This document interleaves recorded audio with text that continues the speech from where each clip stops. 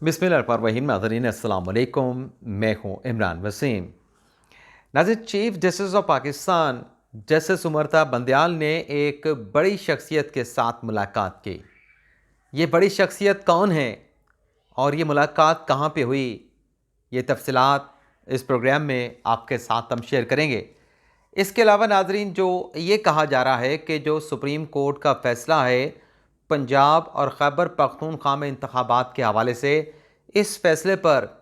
अमल दरामद ना करने पर वज़ीर आज़म शहबाज शरीफ जो हैं वो तौहीन अदालत के जुर्म में डिसक्वालीफाई हो सकते हैं। तो ये जो तासुर देने की कोशिश की जा रही है कि कल पीर के रोज़ जो है सुप्रीम कोर्ट ऑफ पाकिस्तान वज़ीर आज़म शहबाज शरीफ को कंटेम्प्ट केस में डिसक्वालीफाई कर देगी और वो मुल्क के वज़ीर आज़म नहीं रहेंगे। ये क्या मामला है, इसकी हकीकत क्या है, क्या ऐसी कोई कार्रवाई वज़ीर आज़म शहबाज शरीफ के ख़िलाफ़ हो सकती है तो कैसे होगी, और फिर उसे नलीफाई कैसे किया जाएगा या उसे नलीफाई कैसे किया जा सकता है, इस पर भी आप नाज़रीन के साथ बड़ी अहम डिटेल जो हैं कानून और आइन की नज़र में आपके साथ हम शेयर करेंगे। लेकिन इन दोनों ख़बरों की नाज़रीन डिटेल में जाने से पहले तीन मुख्तसर सी अहम ख़बरों की तफसीलात आपके साथ हम शेयर करेंगे। एक ख़बर नाज़रीन साबिक़ वज़ीर आज़म इमरान खान साहब से मुतल्लिक़ है। उनके हवाले से एक पेशगोई जो है चंद रोज़ पहले की गई, जो आज दुरुस्त साबित हुई। अब ये पेशगोई किसने की थी, इसकी डिटेल पे आने से पहले, उस शख्स का नाम बताने से पहले, आज नाज़रीन वज़ीर आज़म इमरान खान साहब ने ये कह दिया है कि वो हुकूमत के साथ ख़ुद मुज़ाकरात नहीं करेंगे। इमरान खान साहब ने कहा कि मेरी टीम हुकूमत के साथ मुज़ाकरात करेगी, लेकिन मैं, ये चोर हैं, ये डाकू हैं, लुटेरे हैं, इनके साथ मैं ख़ुद मुज़ाकरात के लिए कैसे बैठ सकता हूँ। अब आप चंद हफ्ते पीछे चले जाएं, ग़ालिबन 4 या 5 मार्च की तारीख थी। इमरान खान साहब ने कहा था कि मैं इलेक्शन के लिए सबके साथ बैठने के लिए, सबके साथ मुज़ाकरात करने के लिए तैयार हूँ। और जब ये खान साहब ने कहा तो तजियाकारों की तरफ से, दानश्वरों की जानिब से हुकूमत पर दबाव डाला गया। मुख्तलिफ प्रोग्राम में हुकूमत के वज़रा से पूछा गया कि जब इमरान खान ये कह रहे हैं कि वो बातचीत करने के लिए तैयार हैं, सियासी दर्जा हरारत नीचे लाने के लिए तैयार हैं, तो आप उनके साथ क्यों मुज़ाकरात नहीं करते, आप उनके साथ मुज़ाकरात की टेबल पे क्यों नहीं बैठते। तो इसी दौरान वज़ीर दाखिला राना सनाउल्लाह ने कहा कि इसके साथ मुज़ाकरात करें, इसके साथ मुज़ाकरात करें जो अपनी किसी बात पे कायम नहीं रहता। उन्होंने कहा था कि देखिएगा, ये अपनी बात से पीछे हट जाएगा, ये अपनी बात से मुनहरफ हो जाएगा, अपनी बात से मुकर जाएगा और मुज़ाकरात की टेबल पे नहीं आएगा। इसलिए हम इसके मुज़ाकरात की पेशकश को एक्सेप्ट नहीं करते, क्योंकि इसकी किसी बात पे यकीन करना अब मुमकिन नहीं है। तो वही हुआ जो पेशगोई राना सनाउल्लाह ने की। आज खान साहब ने कह दिया कि मैं इनके साथ खुद मुज़ाकरात नहीं करूँगा, मेरी टीम बैठेगी। अब ये बताएं कि इमरान खान साहब पार्टी के चेयरमैन हैं, इनकी टीम जाके मुज़ाकरात करे, वो जो कुछ भी करके आ जाए, खान साहब के दिल को बात नहीं लगेगी, खान साहब के जहन को बात नहीं लगेगी, तो उनकी टीम जैसे जो मर्जी कमिटमेंट करके आए, खान साहब वो नहीं मानेंगे। तो यानी मुज़ाकरात का चैप्टर आप क्लोज समझें। और हुकूमत की जानिब से जो कहा गया था कि अगर इमरान खान साहब गैर मशरूत तौर पर माफ़ी मांग लें कौम के सामने, तो तब हम ये मुज़ाकरात करेंगे। तो मुज़ाकरात वाली बात तो होती हुई नज़र नहीं आ रही। दूसरी जो खबर है नाज़रीन, कल जो लाहौर में मॉडल टाउन में इजलास हुआ सुप्रीम कोर्ट की कार्रवाई के हवाले से, इलेक्शन और पंजाब और KPK के इंतखाबात के हवाले से, उसमें नाज़रीन जो फैसले किए गए, उन तमाम फैसलों पर वज़ीर आज़म शहबाज शरीफ ने जो पार्लिमानी पार्टी है उसे एतमाद में लेने के लिए कल इस्लामाबाद में पार्लिमानी पार्टी का इजलास बुला लिया है। 1 बजे ये इजलास होगा जिसकी सदारत वज़ीर आज़म शहबाज शरीफ खुद करेंगे। और जब वो इस इजलास की सदारत कर रहे होंगे तो 7 वाली बिल्डिंग में सुप्रीम कोर्ट ऑफ पाकिस्तान में इंतखाबात के हवाले से सुप्रीम कोर्ट का 3 रुकनी बेंच जो है वो मुकदमे की समाअत कर रहा होगा, और वो अपने तमाम रहनुमाओं को जो है वो इत्तेहादियों के साथ होने वाले फैसलों के हवाले से आगाह भी करेंगे और एतमाद में मिलेंगे। आखिरी जो खबर आपके साथ हमने मुख्तसर जो खबर शेयर करनी है, और फिर अपनी जो 2 खबरें हैं उनकी डिटेल्स पे आएंगे। एक नाज़रीन जाली खबर चलाई गई,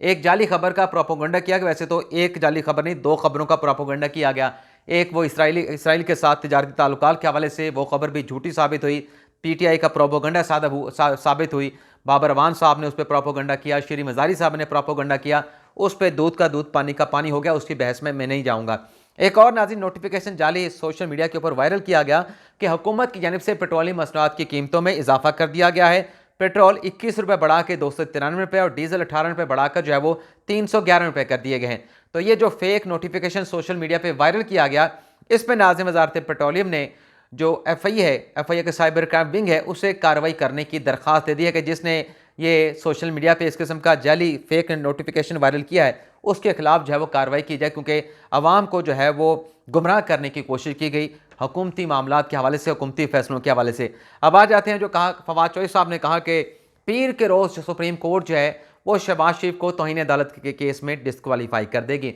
तो ये बात दुरुस्त नहीं है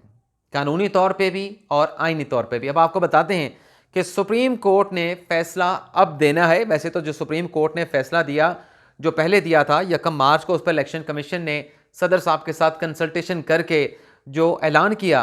कि 30 अप्रैल की तारीख होगी, लेकिन इलेक्शन कमीशन ने उस तारीख को चेंज कर दिया। इस सारे मामले के साथ हुकूमत का कोई लेना देना नहीं। इलेक्शन कमीशन के उस फैसले को पीटीआई ने सुप्रीम कोर्ट ऑफ पाकिस्तान में चैलेंज कर रखा है, जिस पर सुप्रीम कोर्ट का 3 रुकनी बेंच समाअत कर रहा है। कतई नज़र इस बहस के कि हुकूमत ने उस अदालती कार्रवाई का बाइकआउट करने का ऐलान कर दिया और मुतालबा यह है कि जब तक फुल कोर्ट नहीं बनेगा अदालती कार्रवाई में शामिल नहीं होंगे 3 रुकनी बेंच, और 3 रुकनी बेंच का फैसला काबिल कबूल ना होगा। अब कल इस पर जो समाअत होगी या समाअत होने के बाद जो सुप्रीम कोर्ट का फैसला आएगा उस पर अगर अमल दरामद नहीं होता, यानी इलेक्शन कमीशन पंजाब और खैबर पख्तूनख्वा में इंतखाबात की तारीख का ऐलान कर देती है, उस पर अमल दरामद ना हुआ तो ये जो पटिशन है पाकिस्तान तहरीक इंसाफ की, इस फैसले पर अमल दरामद के लिए जिन फरीकैन को डायरेक्शन जारी की जाएंगी वो वफाक होगा, वो वजारत दाखिला है, वो वजारत दिफा है, वो वजारत ख़जाना है। इन लोगों के खिलाफ जो कंटेम्प्ट की कार्रवाई होगी। तो ये जो कंटेम्प्ट की कार्रवाई है ये हुकूमती जो वज़रा हैं या वज़ीर आज़म है उनके बजाय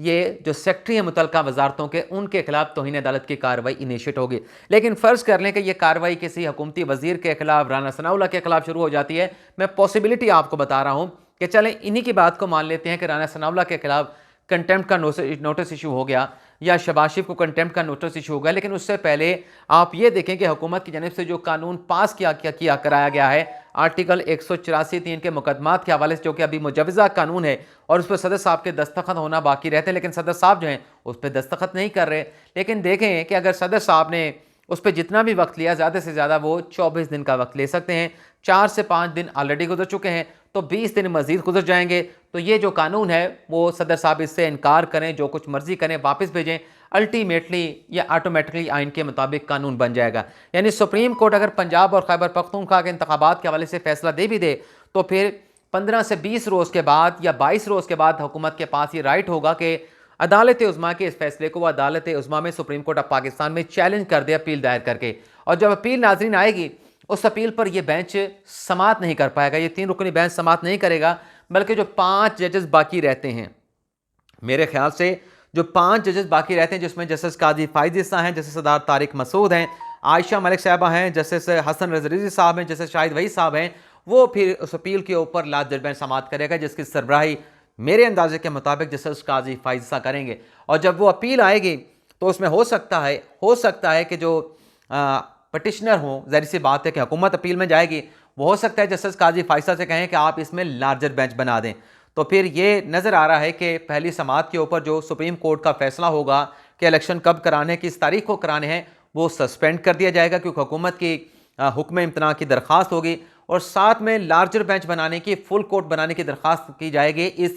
कंडीशन के साथ कि जिन जजेस ने फैसला दिया है, इलेक्शन की तारीख दी है, जिन्होंने इस बात का फैसला नहीं किया कि उससे जो पहला राउंड था वो फैसला 3-4 का था, 3-2 का था, 4-3 का था, तो आप उन जजेस को बेंच में शामिल ना करें। बाकी जजेस जितने हैं जो उस बेंच में शामिल नहीं थे, मंदूखेल साहब को भी निकाल के, अमीनुद्दीन खान साहब को भी निकाल के, बाकी जो जजेस बनते हैं, यानी पहले जो 5 रुकनी बेंच बना था पीटीआई की इस दरख्वास्त पे समाअत करने के लिए, बंदियाल साहब जिसमें शामिल हैं, जिसमें इजाजुल हसन साहब शामिल हैं, मुनीब अख्तर साहब शामिल हैं, अमीनुद्दीन साहब रिक्यूज़ कर चुके हैं, मंदूखेल साहब रिक्यूज़ कर चुके हैं, इन 5 को निकाल के बाकी जो जजेस बनते हैं 10 सुप्रीम कोर्ट पे, उन पर मुश्तमिल जो है वो लार्जर बेंच या फुल कोर्ट तश्कील दी जाए। तो फिर वो दरख्वास्त एक्सेप्ट करके मामला फुल कोर्ट के लिए चीफ जस्टिस को भिजवा दिया जाएगा और फिर वो फुल कोर्ट बनाना पड़ेगा। नहीं बनाएंगे तो फैसला 5 रुकनी बेंच जो है वो ऑलरेडी वो सस्पेंड कर चुका होगा, तो किसी के ऊपर कंटेम्प्ट की कार्रवाई नहीं होगी। लेकिन फ़र्ज़ कर लें कि कंटेम्प्ट की कार्रवाई भी होती है, वज़ीर दाखिला राना सनाउल्लाह के खिलाफ होती है, वज़ीर आज़म शहबाज शरीफ के खिलाफ होती है,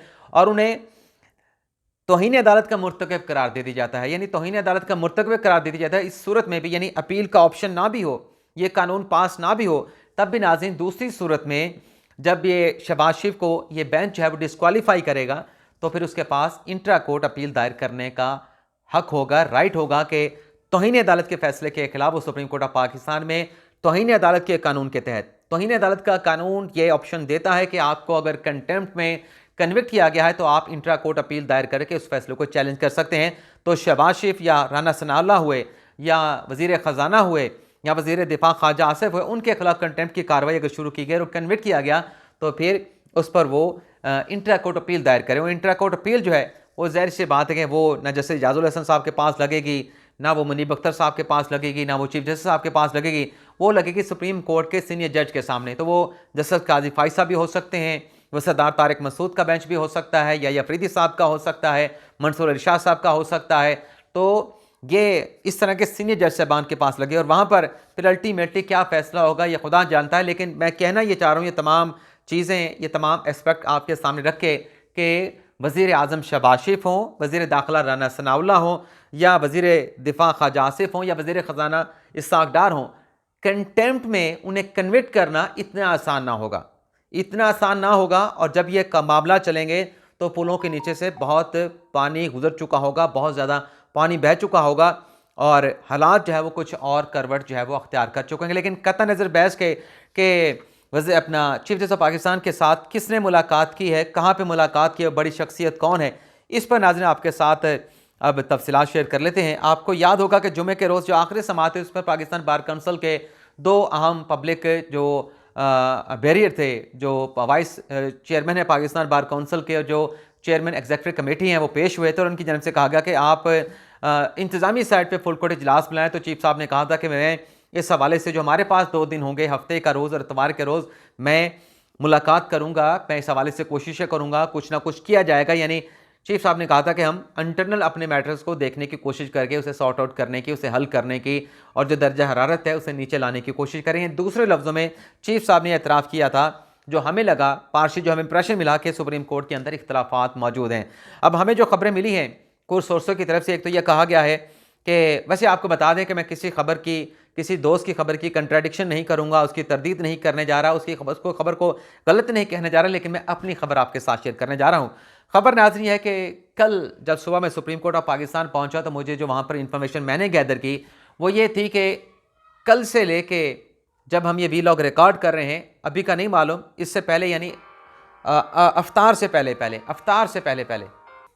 तो मैं अपनी खबर आपके साथ शेयर कर रहा हूं। तो जब मैं सुप्रीम कोर्ट पहुंचा तो मुझे ये पता चला कि 7 जजेस जो हैं वो इस वक्त इस्लामाबाद में मौजूद हैं, बाकी जजेस जो हैं अपने जो होम स्टेशन है वहाँ पे गए हुए हैं। उन 7 जजेस में नाजरीन 3 जजेस, जो एक इंप्रेशन है कि चीफ जस्टिस का धड़ा है, उसमें 3 जजेस चीफ साहब के धड़े के थे, जिसमें चीफ साहब थे, मुनीब अख्तर साहब थे और जस्टिस मोहम्मद अली मजहर साहब थे। और 4 जजेस जो है वो जो धड़ा एक तासुर दिया जाता है, मुझे धड़े का नहीं पता, जो तासुर दिया जाता है कि जस्टिस काजी फाइज़ साहब, जस्टिस मंसूर अली शाह, जस्टिस याह्या अफरीदी और जस्टिस जमाल खान मंदुखेल जो हैं वो प्रिंसिपल सीट इस्लामाबाद में यानी जुडिशल कॉलोनी और सुप्रीम कोर्ट ऑफ पाकिस्तान में मौजूद हैं। तो कुछ इतला सामने आई कि इनफॉर्मल चीफ साहब ने मुलाकातें की जज साहबान के साथ। इस जुडिशल जो एक जुडिशल या कोर्ट का क्राइसिस पैदा हुआ या जो बाज़ाहिर पैदा होने जा रहा है, इस पर इनफॉर्मल मुलाकातें की, लेकिन उसका कहा जा रहा है कि कोई नतीजा नहीं निकला। कुछ ये भी तासुर दिया गया कि जज साहबान की तरफ से फुल कोर्ट बनाने का कहा गया था, लेकिन मैं इस बात को इसलिए एक्सेप्ट नहीं करूँगा कि जज साहबान ऐसा कोई प्रपोजल खुद से नहीं देंगे। हाँ, कुछ जजेस ने अपने जुडिशल ऑर्डर के ज़रिए कह दिया है कि ये ऐसा कॉन्स्टिट्यूशनल मैटर है जिसके ऊपर हमें फुल कोर्ट के ज़रिए प्रोसीड करना चाहिए, लेकिन इंतज़ामी साइड के ऊपर मेरे ख्याल से कोई जज जो है मौजूदा हालात में चीफ साहब को खुद से फुल कोर्ट बनाने का प्रपोजल नहीं देगा और उसमें यह भी नहीं कहा जाएगा कि आप फलां जजेस को फुल कोर्ट में शामिल ना करें। लेकिन कतई नज़र इस सारी बहस के जो मुझे पता चला है वो ये है कि कल चीफ जस्टिस ऑफ पाकिस्तान की बड़ी अहम शख्सियत के साथ मुलाकात हुई। वो मुलाकात जिस अहम शख्सियत के साथ हुई वो साबिक सुप्रीम कोर्ट के चीफ जस्टिस हैं और माजी में उनका जो दौर था जुडिशल एक्टिविज़म के हवाले से बड़ा जो है वो उसका चर्चा होता है और उसका तकाबली जायज़ा लिया जाता है साकिब निसार साहब के दौर के साथ, जो उनके दौर का जुडिशल एक्टिविज़म था। मेरे ख्याल से आप समझ चुके होंगे, मुझे जो ज़राए ने बताया है और बड़े मुसद्दका सोर्स ने बताया है, बड़े अथेंटिक सोर्स ने बताया है कि कल रोज़े से पहले साबिक चीफ जस्टिस इफ्तिखार मोहम्मद चौधरी जो हैं वो आए